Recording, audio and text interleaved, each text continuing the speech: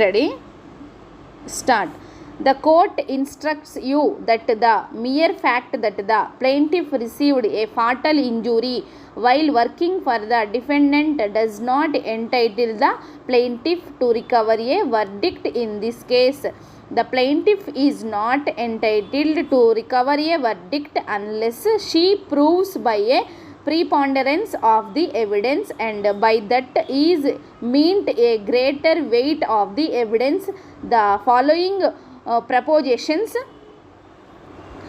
First, the plaintiff must prove by preponderance of the evidence that she was at the time and immediately before she received the injury in the exercise of reasonable and ordinary care for her own safety, and that she could not have prevented the injury to herself by the exercise of such reasonable and ordinary care. If she could have prevented said injury, then she was bound to do so. And if you find from the evidence that she failed to do so, and such failure contributed in any way to the happening of the injury, the plaintiff is not entitled to recover in this suit. Second, the plaintiff must also prove by the greater weight of the evidence that the top of the machine in question was in a dangerous and unsafe condition as charged in some one count of the declaration, and that the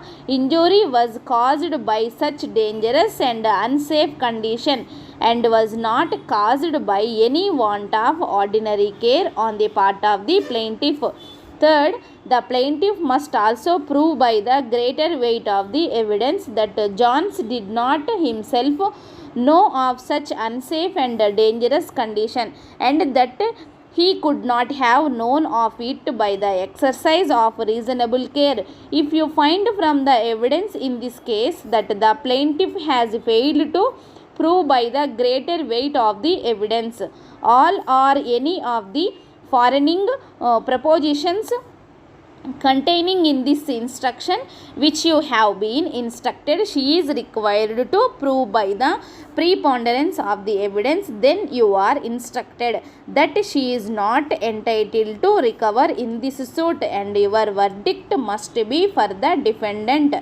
You are instructed that there is no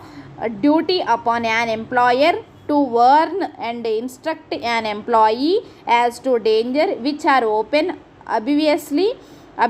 and patent to persons of ordinary intelligence, and one who attempts to do work with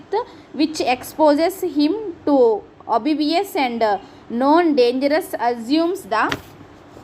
risk of such dangers. If you believe from the evidence that the condition of the machine in question was open and obvious to the plaintiff, then you are instructed that it was not the duty of the defendant to instruct him that such condition was dangerous. And if you are further believe that the plaintiff was injured as a result of such open and obvious condition, then the plaintiff cannot recover, and your verdict must be for the defendant. You are instructed that the plaintiff has alleged in this case that Johns sustained fatal injuries by reason of the fact that the defendant negligently allowed a certain machine to remain open and uncovered, and allowed the planks and surroundings to be greasy, slippery, and not sufficiently lighted.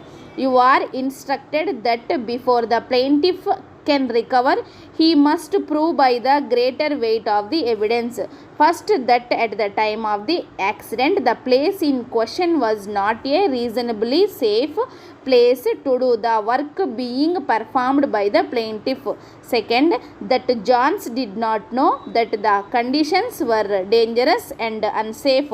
Third, that Johns did not have equal means with the defendant to know of the facts concerning the condition of the top of the machine